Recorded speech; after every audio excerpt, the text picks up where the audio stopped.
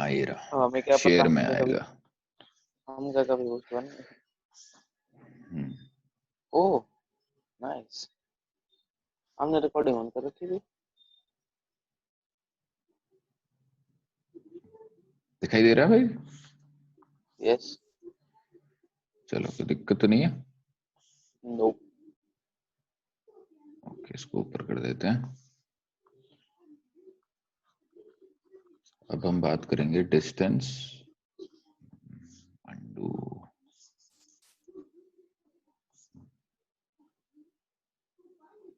And displacement.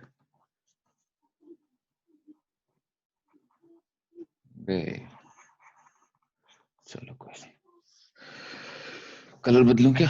Colour थोड़ा बदलना ना सही है, सही है। अपोजिट करते ही। ठीक है,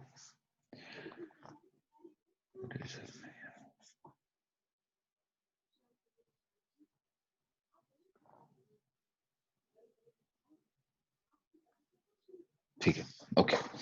तो डिस्टेंस एंड डिस्प्लेसमेंट की बात करी थी हमने, है ना? ठीक है, तो कल हम एक क्वेश्चन कर रहे थे हम, उसके बाद सब लोग बीच में डिस्कनेक्ट हो गए, पता नहीं क्यों, या तो डिस्कनेक्ट हो गए या चले गए, आई एम नॉट श्योर। एक क्वेश्चन हाँ कर रहे ये थे सब हम, और फिर उसके बाद सब धीरे सबके सब धीरे से चले गए एक एक करके। हाँ जाने लग गए, I am not sure why. तो डिस्टेंस डिस्प्लेसमेंट का वीडियो देख के कोई प्रॉब्लम है तो मुझसे अभी पूछो यार, डिस्टेंस डिस्प्लेसमेंट में। ना भैया सब बढ़िया। आर्यन,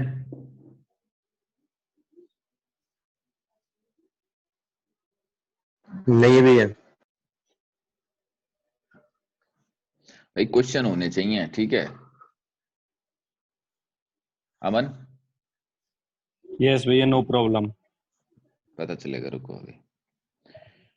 ठीक है, तो हम क्या कर रहे थे, डिस्टेंस एंड डिस्प्लेसमेंट पढ़ रहे थे, तो उसमें हमने एक क्वेश्चन किया, कुछ क्वेश्चन कर रहे थे हम, ठीक है? सर्कल वाले क्वेश्चन कर रहे थे, फिर उसके बाद एक लास्ट में एक क्वेश्चन आया सर्कल का, अच्छा क्वेश्चन है, ठीक है? उस क्वेश्चन में हमने क्या किया कि ये सेंटर है, ठीक है, और ये आपका इनिशियल पॉइंट हो गया ए, और ये हो गया आपका इनिशियल पॉइंट बी, ठीक है? इन दोनों के बीच में आपका एंगल हो गया 120 डिग्रीज, ठीक है? Find distance and displacement, find distance and displacement. Distance और डिस्प्लेसमेंट दोनों चीज निकालनी है हमें। तो डिस्टेंस कैसे निकालेंगे और डिस्प्लेसमेंट कैसे निकालेंगे?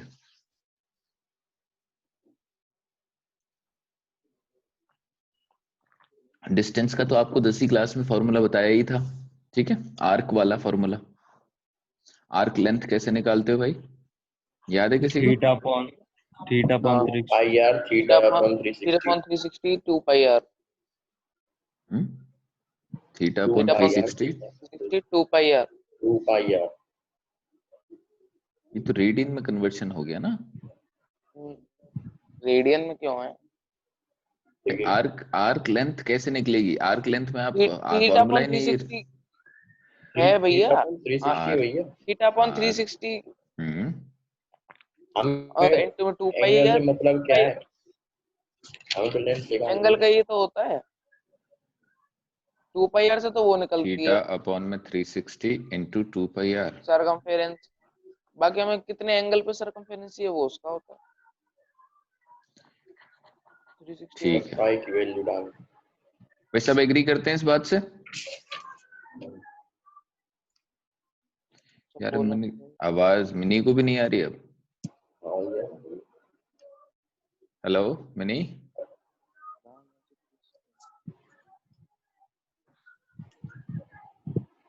अरे यार आनी चाहिए। सबको आ रही है ना आवाज? यस जी भैया। अब लक्की को भी आ रही है, मिनी को नहीं आ रही है, कोई एक तो रहेगा ऐसा जिसको आएगी नहीं आवाज। ठीक है, तो आर्क लेंथ की वैल्यू ये है। आप इससे भी निकाल सकते हो, नहीं तो एक और भी तरीका होता है, वो होता है theta is equal to arc upon radius. ठीक है, theta is equal to arc upon radius, ये भी एक और फॉर्मूला होता है। इस थीटा की वैल्यू आपको रेडियंस में रखनी होती है, याद रखना इस बात को, ठीक है। रेडियंस का मतलब क्या है कि ये पाए बाय वाली जो वैल्यू होती है ना, वो रेडियन वाली वैल्यू होती है, डिग्री में नहीं रखनी, रेडियन में रेडियन कन्वर्ट में कर रखनी देंगे। होती है, ठीक है। तो थीटा से पहले रेडियन में कन्वर्ट कर देना, जैसे अगर 120 दे रखा है तो उसको रेडियन में कितना बोलेंगे, और फिर उसके बाद आप इस वैल्यू को निकालना, ठीक है। कोई दिक्कत तो नहीं आएगी इसमें भाई, सिंपल है, आर्क अपॉन रेडियस डिस्टेंस निकालना तो, है ना। अगर आपसे a बाई बी इधर वाला डिस्टेंस पूछा हो तो आप 360 में से इसको माइनस कर देना, वो वाली वैल्यू निकल आएगी। अगर इधर वाला हो तो, अगर आप ऐसे जा रहे हो तो कोई दिक्कत वाली बात नहीं, ठीक है। नेक्स्ट जो मसला है वो डिस्प्लेसमेंट का है, तो डिस्प्लेसमेंट के बारे में बात करते हैं। डिस्प्लेसमेंट कैसे निकालेंगे भाई? डिस्प्लेसमेंट मतलब ये हो गया आपका ए से लेके और ये बी तक, ये वाली डिस्प्लेसमेंट हो गई, करेक्ट। ये डिस्प्लेसमेंट हो गई। यस तो ये डिस्प्लेसमेंट, अभी डिस्प्लेसमेंट कैसे निकालेंगे? तो ये डिस्प्लेसमेंट ए बी वेक्टर है, करेक्ट।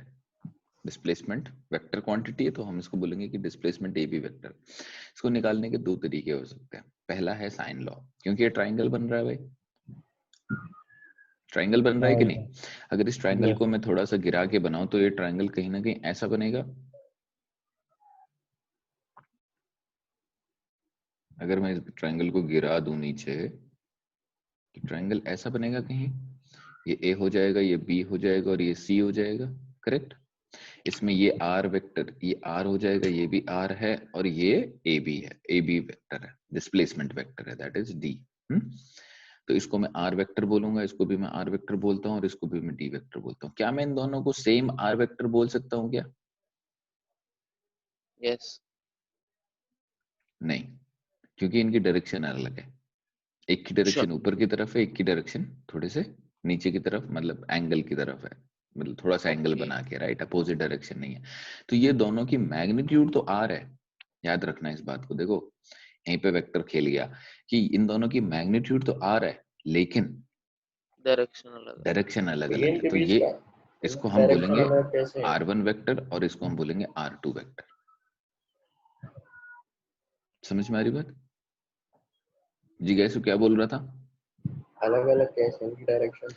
डायरेक्शन अलग अलग है ना, एक तो ऊपर की तरफ है भाई, एक सी से ए की तरफ है और एक सी से बी की तरफ है, तो दो वेक्टर अलग अलग डायरेक्शन के हो गए ना। ये ऐसे बने, एक भैया पॉइंट सी है, एक वेक्टर ऐसा, एक वेक्टर ऐसा, तो दोनों वेक्टर अलग अलग है ना भाई। वेक्टर वेक्टर जो हैं वो कितने तरीके से, मतलब किस किस तरीके से अलग हो सकते हैं? या तो उनकी मैग्नीट्यूड अलग होगी, करेक्ट, डायरेक्शन या या तो डायरेक्शन उनकी मैग्नीट्यूड और डायरेक्शन दोनों ही अलग हो सकती है। दूसरी चीज, या तो उनकी मैग्नीट्यूड अलग हो सकती है या उनकी या तो डायरेक्शन उनकी अलग हो। डायरेक्शन अलग हो सकती है। अरे यार रिकॉर्ड नहीं किया इसको, अरे नहीं हो रहा। रिकॉर्ड हो रहा है, ओके। तो ये वेक्टर या तो मैग्नीट्यूड अलग हो सकती है, या फिर मैग्नीट्यूड एंड डायरेक्शन दोनों ही चीज अलग हो सकती है, या फिर सिर्फ डायरेक्शन भी अलग हो सकती है। देखो ये बहुत इंपॉर्टेंट खेल होता है, ओके। इस चीज को हमेशा याद रखना कि डायरेक्शन भी अगर बदली तो भी वेक्टर बदल जाते हैं, ठीक है। सेम मैग्नीट्यूड के वेक्टर भी अगर डायरेक्शन बदल गई तो बदल जाते हैं।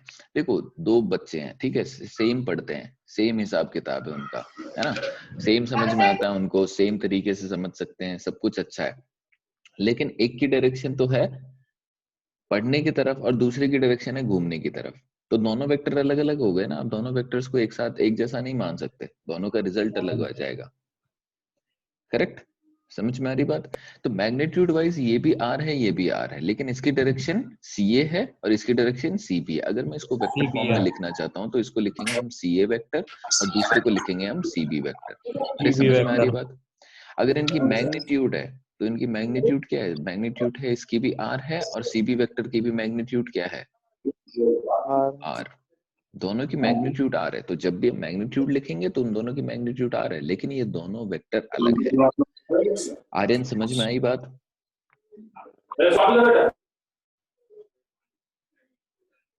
आर्यन है ही नहीं यार, ये तो डिस्कनेक्ट हो गया। ओके मिनी, समझ में आई? भैया जिससे पूछते हो वही डिस्कनेक्ट कैसे हो? लक्की आ गया लक्की समझ में आया?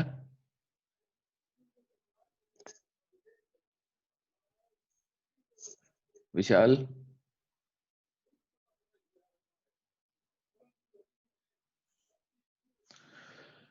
तो ये ए बी वेक्टर कितना है मेरा? ए बी वेक्टर है मेरा डी वेक्टर, करेक्ट?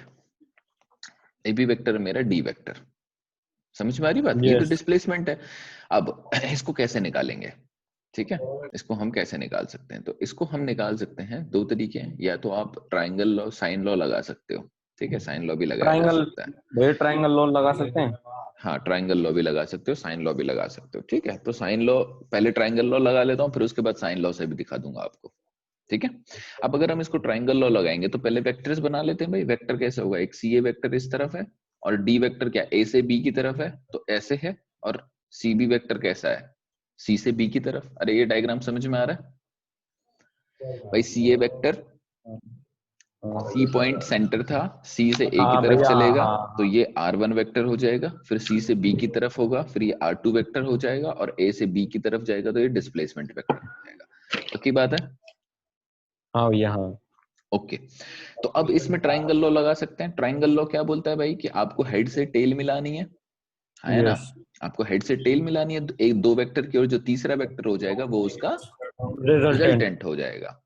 तो इसका मतलब क्या है? इसका मतलब ये है कि मैं ट्राइंगल लॉ के तहत ये लिख सकता हूँ कि C A vector plus A B vector is equal to C B vector, है सी ना? भी वेक्टर और सी भी देखो भाई, रिजल्टेंट हो जाएगा। देखो भाई, इस स्टेटमेंट को देखो, ट्राइंगल को देखो। कौन कौन रिलेट नहीं कर सकता वो हाथ खड़े कर दो, अभी बता दो मुझे प्लीज। मैं इसलिए रिपीट कर दूंगा वापस। ये ए भी, हाँ भैया, हाँ भैया, आ गया समझ में। हाँ लक्की, हम ये को रिजल्टेंट कर सकते हैं। क्या बोल रहे हो? ये सी कह की रहा है जगह सी सी ए ए को को रिजल्ट रिजल्टेंट रख सकते हैं। सीए को रिजल्टेंट कैसे रखोगे आप? देखो ट्राइंगल लॉ क्या बोलता है। ट्राइंगल लॉ क्या बोलता है? ट्राइंगल लॉ ये बोलता है कि आपको जो भी वेक्टर आप बना रहे हो, जो भी दो वेक्टर हैं जिनके आपको रिजल्टेंट निकालने हैं, रिजल्टेंट निकालना मतलब जिनको ऐड करना है आपको, तो आपको क्या करना पड़ेगा? उन वेक्टर, ये सपोज ए, ये बी और ये सी, ठीक है, ये हो गया मेरा ए वेक्टर, ये हो गया मेरा बी वेक्टर, और ये हो गया मेरा सी वेक्टर। ठीक है, तो जिन भी दो वेक्टर को आप ऐड कर रहे हो उनकी हेड से टेल लगनी चाहिए। ये ट्राइंगल लॉ बोलता है, याद रखना इस बात को। कौन सा लॉ बोलता है? Triangle law. जब आपको एंगल निकालने होते हैं तब आपको हेड से हेड और टेल से टेल जोड़नी होती है। देखो कंफ्यूज नहीं होना है। जब आप ट्राइंगल लॉ की बात कर रहे हो, जब आप उनका रिजल्टेंट निकाल रहे हो, जब आप उनका एडिशन कर रहे हो, जब सिर्फ ट्राइंगल लॉ की बात हो रही है, तो ट्राइंगल लॉ में आपको क्या करना है? ट्राइंगल लॉ में आपको हेड से टेल लगानी है, हेड से टेल, टेल टेल। लगानी है वेक्टर की। ओके, ठीक है, तो हेड ये रहा। तो अब इसमें हेड टेल बना लेते हैं भाई। पहले तो वेक्टर, मैं सपोज ए वेक्टर ऐसे बनाता हूं, ठीक है, और बी वेक्टर मैंने ऐसे बना दिया, तो हेड से टेल लग गई। हाँ है ना भाई? ये इसका हेड है, हाँ, बी हेड है इसका, हाँ भैया, हाँ हाँ हाँ और बी सी वेक्टर की ये टेल है। तो ए हाँ। वेक्टर और के हेड से बी वेक्टर की टेल लग गई। लग गई कि नहीं लग गई लग की? जी लग भैया, गई। भैया एक चीज समझ में नहीं आ रही। बताओ। ये यहाँ पे तो समझ में आ गया, जो बी वाला पॉइंट है, इसमें जो ए बी वेक्टर ना, इसका हेड तो लग गया बी सी वेक्टर के साथ, पर जो सी बी है और जो ए बी है, उनका दोनों का तो वही लग जाएगा ना, दोनों का हेड हेड लग जाएगा। हाँ, हाँ दूसरी साइड यस, दोनों का वही तो, सारे पर लग नहीं तो वेक्टर्स का, हेड और टेल। सारे वेक्टर्स का हेड टेल नहीं लगना चाहिए। जो ओ दो हाँ वेक्टर भैया, आप अलग होता ऐड है। कर रहे हो, हाँ जो वो दो आप वेक्टर बताई आप थी भाई। ऐड कर रहे हो उनका हेड और टेल लगना चाहिए। अगर सारे हाँ वेक्टर वो के क्योंकि हेड टेल लग रिजल्टेंट है। जाएंगे, सारे वेक्टर के हेड टेल लग जाएंगे तो ये साइक्लिक वेक्टर बन साइकिल जाएगा और उसका हाँ भैया। आंसर 0 आता है। चलो देखो फिर इधर, लक्की ध्यान दो। तो ये ए वेक्टर का हेड बी वेक्टर की टेल से लग गया कि नहीं लग गया? तो मेरे जो ट्राइंगल लॉ की प्री रिक्वेस्ट है, जो मेरी पहली कंडीशन है, राइट, जो मेरा पहला स्टेप है, वो पहला स्टेप पूरा हो गया। और इस स्टेप को पूरा होते ही ट्राइंगल लॉ ये बोलता है कि जो आपकी थर्ड साइड बनी, जो आपके ट्राइंगल की थर्ड साइड बनी, वो थर्ड साइड इन दोनों वेक्टर्स के जो आपने हेड और टेल में अरेंज करे थे उनका रिजल्टेंट बताती है। उनका क्या बताती है? ये resultant. Okay, in opposite order, in opposite order. Opposite order का मतलब क्या है? मतलब ये डायरेक्शन बता रहा है। अपोजिट ऑर्डर का मतलब क्या है? देखो, नॉर्मल ऑर्डर क्या होगा कि ए से बी, बी से सी और सी से ए। हाँ है ना? ये हाँ भैया, नॉर्मल ऑर्डर होगा। हाँ। भाई ए से बी गए तुम, बी से सी गए तुम और सी से ए गए। लेकिन ये क्या बोल रहा है? ये बोल रहा है कि जो ट्राइंगल की थर्ड साइड है, और थर्ड साइड कौन सी है? थर्ड साइड है ए सी रिजल्टेंट। या सी है। हाँ। भाई पहली साइड, अमन थोड़ी देर चुप रहे, AB। हाँ मैं चुप, एक मिनट, लक्की को थोड़ा बोलने दे। ए बी ओके वेक्टर भैया। है, A B vector first side है। लक्की समझ में आ रही बात? ए बी वेक्टर क्या है? आपकी फर्स्ट साइड है। First side. B C vector क्या है? आपकी सेकंड साइड है। थर्ड साइड कौन सी हो जाएगी? Third side C A vector हो जाएगी कि नहीं हो जाएगी? तो ये जो थर्ड साइड बनी, ये थर्ड साइड आपका रिजल्टेंट बताएगी। किसका? इन फर्स्ट और सेकंड साइड का। ठीक है, तो A vector plus B vector, A vector plus B vector is equal to C vector हो जाएगा। लेकिन यहाँ पे डायरेक्शन का ध्यान रखना है। अब डायरेक्शन कैसे लगाऊं मैं? डायरेक्शन ऐसे लगाऊं या फिर डायरेक्शन ऐसे लगाऊं? करेक्ट, दो तरीके की डायरेक्शन बनेगी। या तो बनेगी मेरी सी से ए की तरफ ऐसी डायरेक्शन, या तो मेरी ए से सी की तरफ ऐसी डायरेक्शन। तो कौन सी डायरेक्शन लेनी है? तो उसने बोला है कि अपोजिट ऑर्डर में डायरेक्शन लेनी है। तो सेम ऑर्डर की डायरेक्शन क्या होगी? देखो कैसे चल रहा है वेक्टर, ए से बी की तरफ चल रहा है, बी से सी की तरफ चल रहा है, तो सेम ऑर्डर क्या हो जाएगा? सी से ए की तरफ चलना। भाई ऐसे घूमेगा ना वो, उल्टा लगाना है। अरे बात समझ में? तो ऐसे घूम रहा है वो। अगर वो घूम रहा है तो ए से बी, बी से सी और सी से ए। लेकिन इसने क्या बोला? अपोजिट ऑर्डर में लगाना है। जब अपोजिट ऑर्डर में लगाना है मतलब कौन सा सिलेक्शन हो जाएगा? वो जाना ऐसे चाह रहा था लेकिन उसको वैसे नहीं जाने देना, उसको अपोजिट डायरेक्शन में जाने देना है। और अपोजिट डायरेक्शन मतलब ऐसे लग जाएगा वेक्टर। समझ में? ए से सी लग जाएगा। सेम ऑर्डर होगा सी से ए, लेकिन अपोजिट ऑर्डर हो जाएगा ए से सी। और रिवर्स ऑर्डर भी बोल देती है कोई बुक, ठीक है, कि रिवर्स ऑर्डर में। तो डरना नहीं, रिवर्स ऑर्डर का मतलब क्या हो गया? क्लियर हो गया? हाँ जी भैया। आर्यन,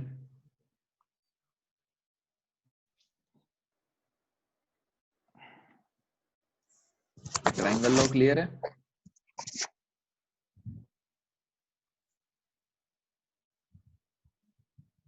आर्यन आवाज नहीं आई, म्यूट पे हो गया? नहीं भैया, नहीं है तो सही। ओके, और कोई किसी को डाउट हुआ? मिनी, आ गया विशाल,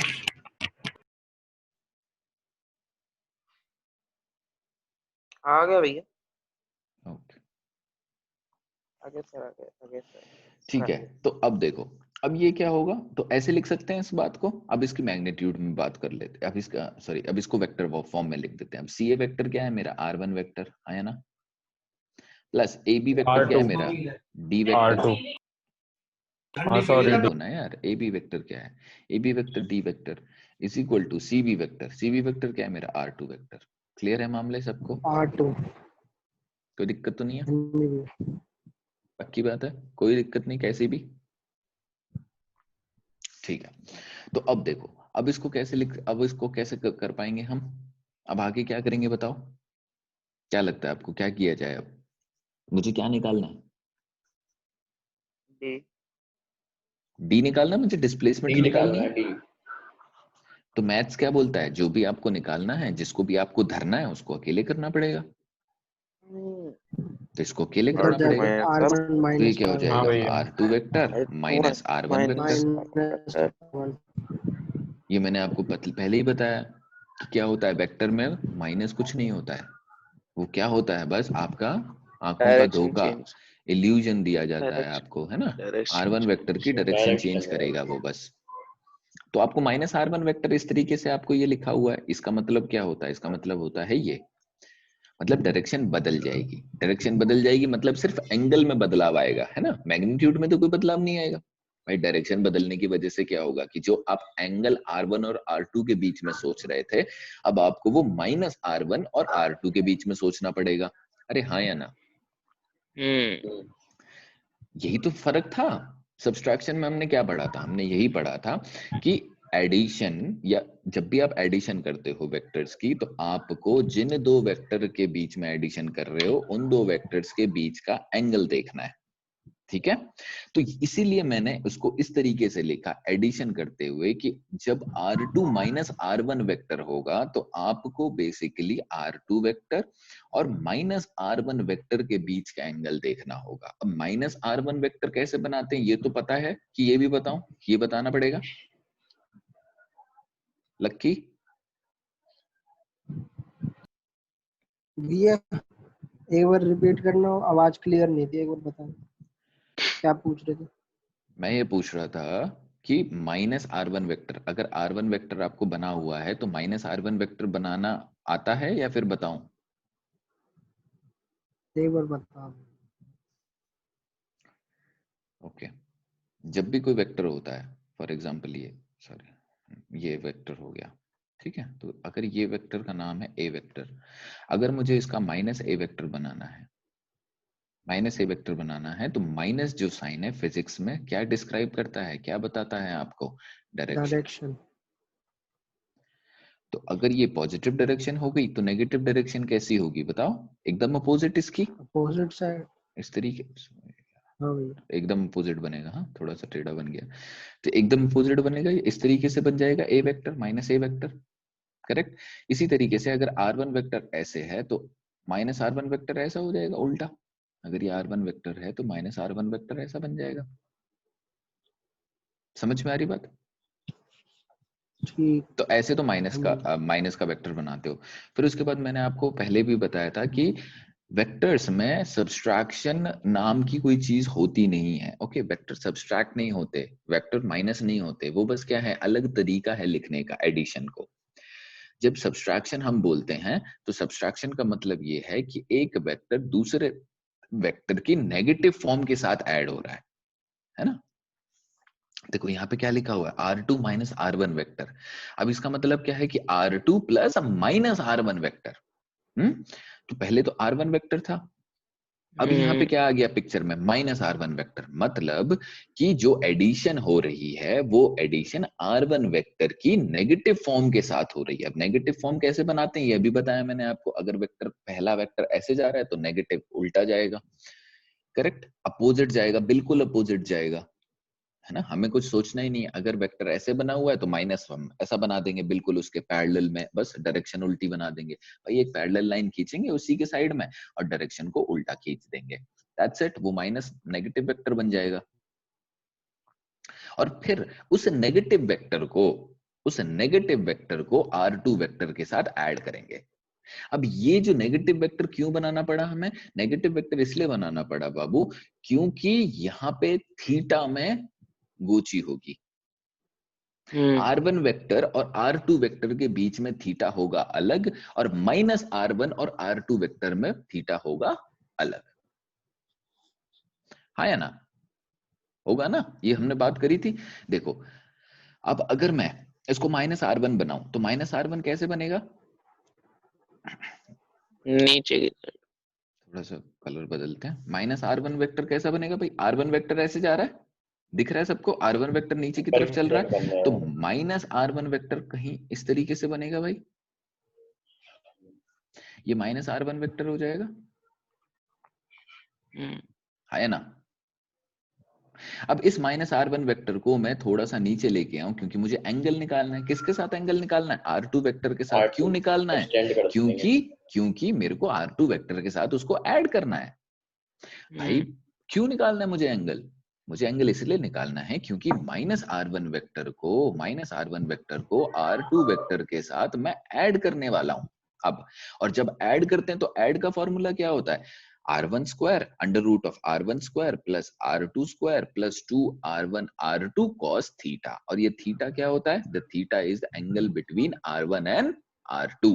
R2 आया ना?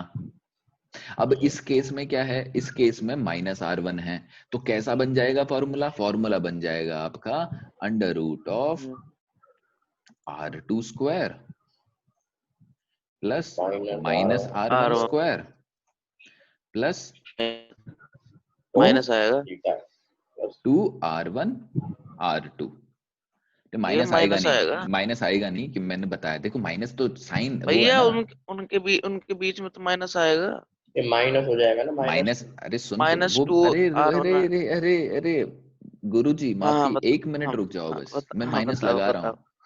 ठीक है, बताओ। ये माइनस R1 मैंने बस आपको दिखाने के लिए लगाया, ठीक है? ये माइनस यहाँ पे लगेगा नहीं, ओके? क्योंकि माइनस हाँ आपको साइन बताता है और वो डायरेक्शन बताता है, और डायरेक्शन हमने ऑलरेडी टेक केयर कर ली उल्टा लगा के।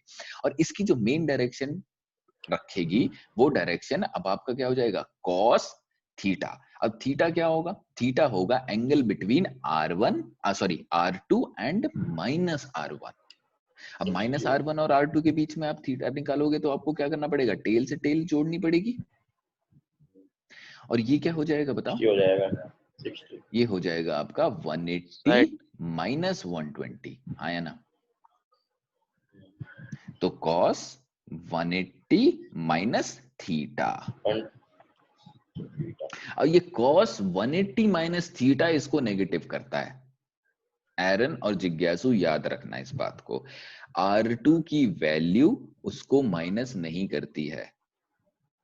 इस टर्म को जो माइनस करता है, यहाँ पे ये जो माइनस लगता है, सब लोग याद रखो, बहुत इंपॉर्टेंट बात। और यहीं पे कंफ्यूज होते हैं, ये जो माइनस हो रहा है, अरे यार कलर अच्छा नहीं है, ये जो माइनस है, ये जो माइनस है इसकी जगह पे, इसको R2 माइनस नहीं कर रहा, इसको ये थीटा माइनस करता है। ये टर्म जो है ना cos 180 माइनस थीटा, क्योंकि ये कौन से क्वाड्रेंट में चला गया? सेकंड क्वाड्रेंट में। सेकंड में वहां और साइन सेकंड पॉजिटिव में होता है, cos क्या होता है? नेगेटिव। नेगेटिव। तो ये टर्म इसको माइनस करती है, R2 माइनस नहीं करता इसको। भैया आगे आपने माइनस लिख दिया, पीछे आपने माइनस लिखी भाई, क्या कहाँ माइनस लिखी है? तो माइनस R1 लिखा है ना, अरे भाई माइनस वही के वही साथ मैं बोल रहा हूं, वो मैंने सिर्फ रिप्रेजेंट करने के लिए आपको बताया था कि आप कौन से वेक्टर को स्क्वायर करने वाले हो, माइनस R1 वेक्टर को। लेकिन माइनस मैग्नीट्यूड में नहीं आएगा ना यार, वो बस मैं बता रहा था कि आपको कौन से वेक्टर को लेना है।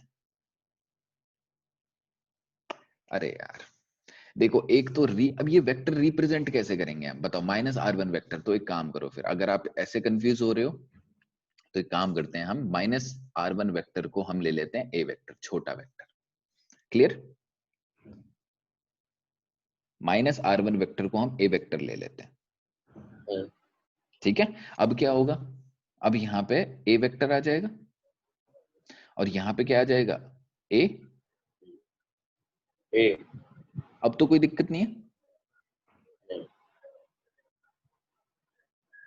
ये जो मैंने माइनस R1 लिखा था मैग्नीट्यूड में, वो सिर्फ वेक्टर को रिप्रेजेंट करने के लिए, ताकि आप कंफ्यूज ना हो जाओ कि वेक्टर कौन सा ले लिया भैया, R1 वेक्टर ले रहे हो या माइनस R1 वेक्टर ले रहे हो। माइनस R1 वेक्टर लिया जा रहा है। अब हम क्या कर रहे हैं? माइनस R1 वेक्टर को ए वेक्टर मान लिया, और ए वेक्टर मानते ही हम यहाँ पे ए वेक्टर लिखेंगे फिर। करेक्ट? मैग्नीट्यूड में वेक्टर की प्लस माइनस नहीं लगता, माइनस नहीं लगता, याद रखना इस बात को, ठीक है? तो कहने का, मुद्दे की बात यह है कि इस टर्म के आगे ये जो माइनस लेके आता है, ये माइनस, ये ए वेक्टर नहीं लेके आ रहा, ये cos 180 माइनस थीटा लेके आ रहा है। अरे हाँ या ना? हाँ, हमने पहले ही बता रखी है ये बात। ठीक है, ओके। तो अब इसको कैसे लिखेंगे हम? अब इसको कैसे, अच्छा एक मिनट डिलीट कर देते हैं।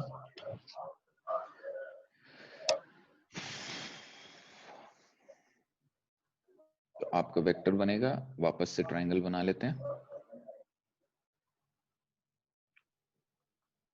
ये सी पॉइंट, ये ए पॉइंट, ये बी पॉइंट, करेक्ट। ये हो गया आपका R1 वेक्टर, ये हो गया आपका R2 वेक्टर, ये हो गया आपका D वेक्टर, ठीक है।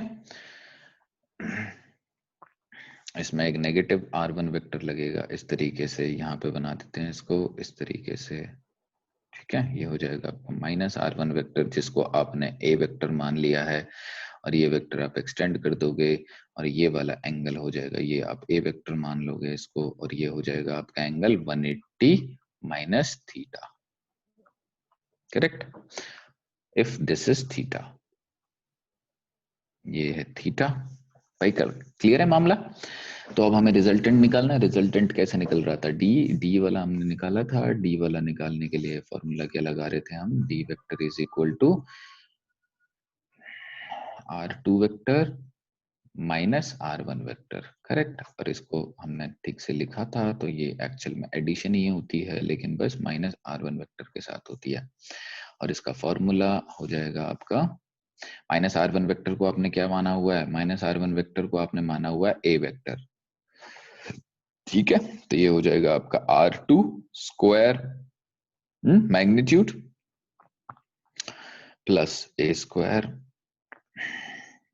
Plus 2 R2A cos 180 minus theta, correct है। अब इसको क्या लिख सकते हैं बताओ भाई, R2 की मैग्नीट्यूड क्या है, R2 वेक्टर की और R1 वेक्टर की मैग्नीट्यूड क्या है, मैग्नीट्यूड तो R है इसकी, अरे हाँ या ना, R करेक्ट। रेडियस दोनों की मैग्नीट्यूड क्या है, R। R तो अब क्या करोगे आप, इसको R स्क्वायर बनाओगे और इसको भी क्या बनाओगे, R square plus 2R square cos 180 minus theta क्या हो जाएगा, मल्टीप्लाइड में माइनस cos थीटा, करेक्ट है। तो अब क्या हो जाएगा, under root of R square 2R square plus, sorry minus लिख देते हैं यहाँ पे, minus 2R square cos theta. ये थीटा क्या है, थीटा यही है, हाँ? ये नहीं है, याद रखना थीटा यही है, क्योंकि माइनस लगा दिया तो अब इधर आ गया ये पिक्चर में। इज इक्वल टू, अब क्या करेंगे अब बताओ, ओके। तो यहाँ पे फॉर्मूला क्या हो जाएगा मेरा, वापस से जब मेरे को डी वेक्टर निकालना है तो मेरा हो जाएगा formula R2 vector minus R1 vector, correct. और माइनस R1 वेक्टर को मैंने A वेक्टर मान लिया, अगर आपको कंफ्यूजन हो रही है तो, है ना। या तो आप फॉर्मूला याद कर लो सीधा, अगर बहुत ज्यादा कंफ्यूजन हो रही है तो फॉर्मूला याद कर लो भाई, कोई दिक्कत वाली बात नहीं, ठीक है। तो इसको क्या हो जाएगा, under root of R2 square plus R1 square minus 2R2 R1 cos theta, correct. अब क्या R1 और R2 की मैग्नीट्यूड क्या है, R, तो क्या हो जाएगा ये R square plus R square minus 2R square cos theta. उसके बाद क्या करेंगे हम, under root of 2R square minus 2R square cos theta. अब क्या करते हैं, 2R स्क्वायर को कॉमन ले लेते हैं और ये हो जाएगा 1 माइनस cos थीटा, है ना। ये मैंने पहले भी बताया था कि 1 माइनस कॉस थीटा की वैल्यू आपकी होती है 2 साइन स्क्वायर थीटा बाई 2, ठीक है। इस चीज को याद रख लेना कि 1 माइनस कॉस थीटा की वैल्यू होती है 2 साइन स्क्वायर थीटा बाई 2। तो अब इसकी वैल्यू क्या हो जाएगी बताओ, under root of 2R square into 2 sine square by 2। तो ये 2 से 2, अब ये रूट से बाहर निकलेगा, तो रूट से बाहर निकल के क्या आएगा आंसर बताओ, 2 R बाहर निकलेगा, 2R sin थीटा।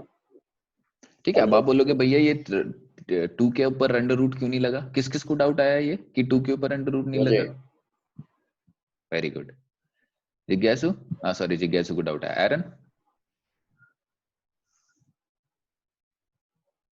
क्या बोलूं, मैं कह रहा हूँ डाउट आया कि नहीं आया, मुझे तो ये समझ नहीं sin थीटा अपॉन 2 कैसे आया। अरे ये फॉर्मूला है भाई, 1 minus cos theta, 1 minus cos theta की जगह पे 2 साइन स्क्वायर थीटा बाई 2 लगाया हमने।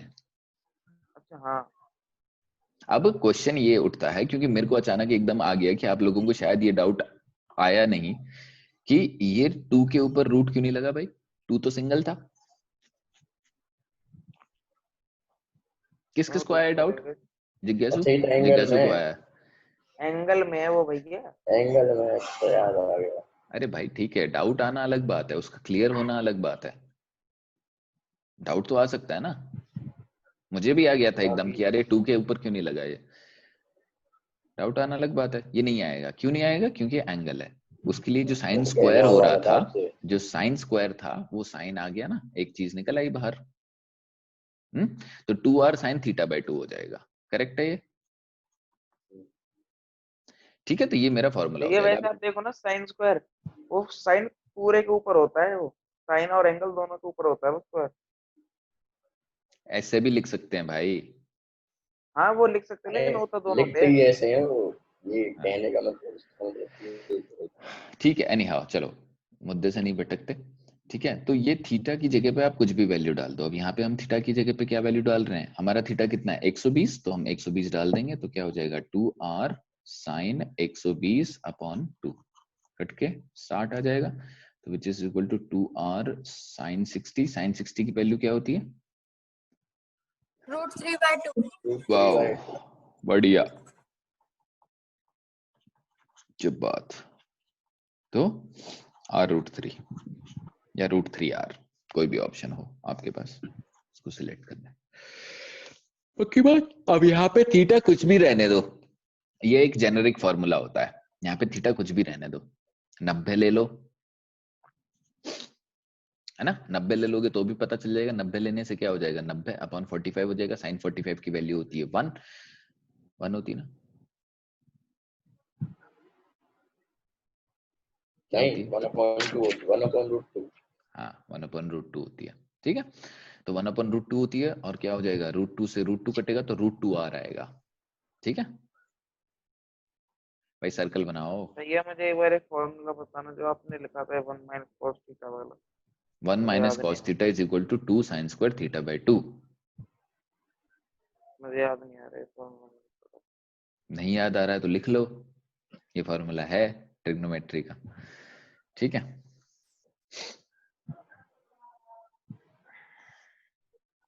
अब अगर थीटा 90 है, इसका मतलब क्या है कि आपका ये सेंटर है।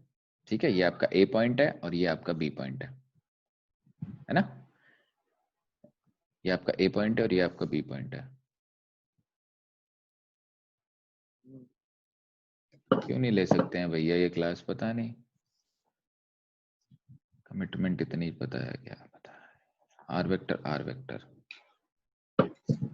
आयरन कहाँ गया? मेरा आयरन तो है, वो कहाँ गया? अमन वो भी नहीं ले सकते होंगे।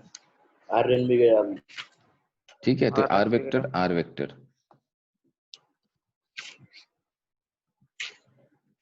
ये क्या हो जाएगा आपका? ये √2r हो जाता है ना? √2 लगता है इसको। मैं पाइथागोरस थ्योरम से भी लगा सकते हो और इससे भी निकाल सकते हो। ठीक है, समझ में आ रही बात? अरे समझ में आया कि नहीं? हाँ जी हाँ भैया। भैया। हाँ, हाँ तो जी। ये फॉर्मूला रामबाण है, इसको अगर याद कर रखना है तो इसको याद भी रख सकते हो, बहुत तुरंत आंसर आ जाते हैं। ठीक है, 2r sine theta by 2। Okay, अब क्या करेंगे हम? अब एक और क्वेश्चन करते हैं डिस्प्लेसमेंट और डिस्टेंस का, फिर खत्म करते हैं। ठीक है, एक और क्वेश्चन कर लेंगे। और क्वेश्चन क्या बोलता है देखो, क्वेश्चन बहुत मजेदार क्वेश्चन है और ये क्वेश्चन हर बुक में है। ठीक है, हर बुक में है ये क्वेश्चन। देखो क्वेश्चन क्या बोलता है। क्वेश्चन ये बोलता है कि अ व्हील, डायग्राम ही बना लेते हैं, ऐसे लिखेंगे टाइम ज्यादा वेस्ट होगा। ओके, ठीक है, एक व्हील है और व्हील रोड पे चल रहा है। ठीक है, तो इसका ये इधर पी पॉइंट है। ठीक है, ये इसका सेंटर है। और फिर क्या हुआ कि कुछ टाइम के बाद कुछ डिस्टेंस कवर करने के बाद यहाँ पे हाफ रोटेशन हुई इसकी, व्हील की कितनी रोटेशन हुई? हाफ रोटेशन, व्हील की हाफ रोटेशन हुई, ठीक है।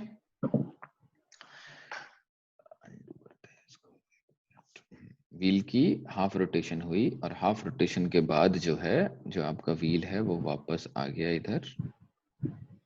अरे यहाँ, हाफ रोटेशन के बाद हाँ तो हाफ रोटेशन के बाद आगे नहीं आएगा व्हील? हाँ इतना थोड़ी आएगा। तो यही बना दूं, नहीं। यही बना दूं, तेरे को समझ में आ जाएगा। ये सी हाँ, पॉइंट हो व्हील जाएगा थोड़ा और बड़ा ये होगा, आपका थोड़ा पी बड़ा पॉइंट होगा। ऊपर चला जाएगा, है ना। हाफ रोटेशन के बाद पी पॉइंट यहाँ था, अब ये पी पॉइंट हाफ रोटेशन के बाद कहाँ चला जाएगा? यहाँ चला जाएगा, है ना। सोचो भाई, व्हील था उसमें नीचे हाँ। पॉइंट था, जब हाफ Yes, रोटेशन करोगे yes. आप तो ऊपर चला जाएगा, करेक्ट है। Yes uncle. ठीक है, अब आपसे पूछा है find the displacement, find the displacement between initial and final. यार वाहियात हैंडराइटिंग आ रही है, वाहियात। Final position of P, displacement, displacement between initial and final position of P, ठीक है। अब यहाँ पे बच्चे क्या कंफ्यूज हो जाते हैं, बच्चे बोलते हैं ये पहली थी, ये फाइनल हो गई। 2 आर आंसर, जी है ना। अरे इतना सीधा होता तो फिर ये क्वेश्चन ही क्यों होता। ठीक है, तो ये नहीं होगा आंसर। आंसर होगा इनिशियल पॉइंट है आपका ये और फाइनल पॉइंट है आपका फाइनल ये। पॉइंट तो वो इनिशियल पॉइंट है आपका ये और फाइनल पॉइंट है ये, यही कैच है बस क्वेश्चन में, बाकी तो सब क्वेश्चन नल्ला है, कुछ भी ना होगा। बाकी क्वेश्चन में कुछ नहीं है। तो अब क्या करोगे आप, ये इधर से जो इधर ड्रॉ नीचे कर वाला जो दोगे। सरफेस है भैया वो सेमी सर्कल ये वो है। डिस्प्लेसमेंट हो गई, ये डिस्टेंस कितना हो गया? 2R 2 आर, नीचे वाला हो गया भैया पाई आर, ये वाला डिस्टेंस हो गया आपका 2R, है ना। नीचे वाला पाई अब ये आर। वाला डिस्टेंस चाहिए क्योंकि ये तो 90 डिग्री बन नहीं रहा है, पाई अब R. Half pi rotation R करके है, ऊपर पाई चला आर, है ये। Pi R, pi R. हाँ, हाफ रोटेशन करके ऊपर चला है, तो हाफ रोटेशन में कितनी सरकमफेरेंस कवर होती है? पाई आर। आधा। तो ये डिस्टेंस हो जाएगा आपका पाई आर। अरे समझ में आ रहा है लक्की? टेंजेंट के साथ 90 डिग्री वैसे ही बनना हाँ आता जी है। भैया, पक्का मिनी? हाँ जी। हाँ भैया। ठीक है, ये क्वेश्चन हर एक बुक में है, आप कोई भी बुक उठा के देख लेना, जब भी आप बुक खरीदोगे, जब शुभ मुहूर्त आएगा, जब बुक खरीदी जाएगी तो ये क्वेश्चन आएगा आपको, ठीक है। तो ये बहुत मतलब एक अच्छा क्वेश्चन है। कभी कभी क्या होता है ना, पेपर में भी एज इट इज ही आ जाता है, आपके जो टीचर हैं वो एज इट इज देते थे, क्योंकि बहुत अच्छा क्वेश्चन है ये, ट्रिकी क्वेश्चन है थोड़ा सा, है ना, कि इनिशियल पोजीशन ये मानते हैं बच्चे, फाइनल पोजीशन ये मान लेते हैं। इसलिए उसमें क्वेश्चन में लिखा भी ऐसा रहता है कि इनिशियल पोजीशन ऑफ पी, है ना, पोजीशन ऑफ पी बोला उसने।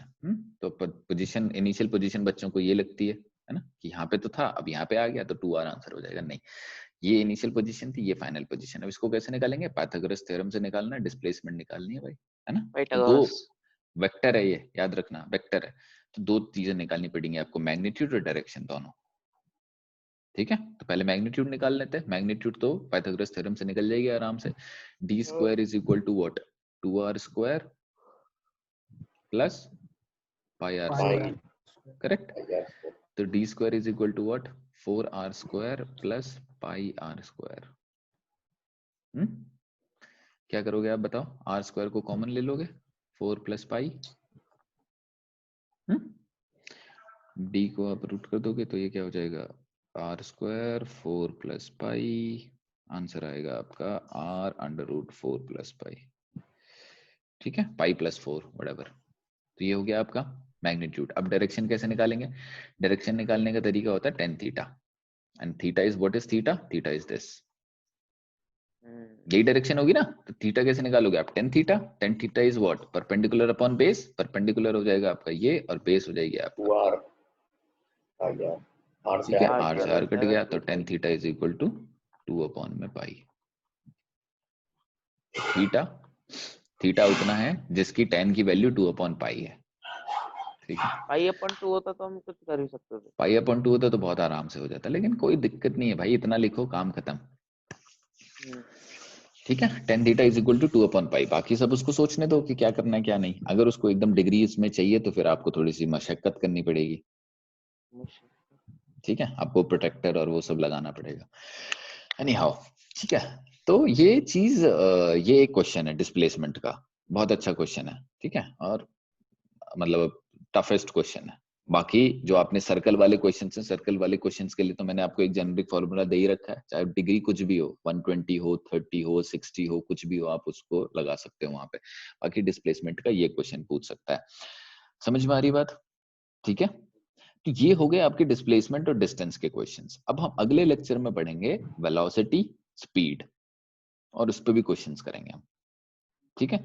तो मेरी विनती यही है आप लोगों से कि क्वेश्चन करते रहो, जितने मैंने क्वेश्चन कराए हैं उनको वापस करते रहो। बुक है अगर आपके पास तो डिस्प्लेसमेंट पे और क्वेश्चन करते रहो, ठीक है, जितने हो सके उतने क्वेश्चन करो, ठीक है। कंसेप्ट उतना अच्छा क्लियर हो जाएगा आपका, अलग अलग क्वेश्चंस में अलग अलग तरीके से। जैसे ये क्वेश्चन अगर आपने कभी पहले ना किया हो, चाहे आपको डिस्प्लेसमेंट और डिस्टेंस का फंडा पता हो, लेकिन अगर ये क्वेश्चन पेपर में आएगा और आपने ये क्वेश्चन देखा नहीं है, तो 100% आप 2 आवर टिक करके आओगे, 100%।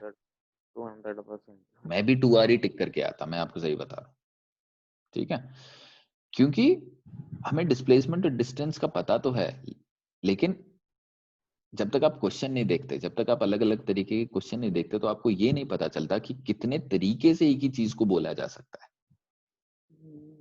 ठीक है। तो क्वेश्चन हमें ये सिखाता है, और जब आप ये सीख जाते हो तो आपको पता चल जाता है कि अच्छा ये बारे में बात कर रहा है, फिर इसका मतलब ये नहीं बात कर रहा है, ठीक है। पक्की बात है भाई? क्लियर है मामला? समझ में आई बात? तो डिस्टेंस डिस्प्लेसमेंट के क्वेश्चंस करोगे, ठीक है। जितने मैंने कराया वो तो करने ही करने हैं, बाकी ये तो करना है, ये वाला को ये तो करना ही है। बाकी एक्स्ट्रा अगर आप कर सको तो बहुत अच्छी बात है, ठीक है। नहीं कर सको तो पता नहीं, फिर करना चाहिए, ठीक है। ठीक है, फिर कल मिलते हैं, सेम टाइम सेम जगह। हाँ बोलो। एक बार ये तो बताओ, बोलो। आपने आर का स्क्वायर तो कर दिया, पाई का स्क्वायर नहीं है? अरे हाँ यार,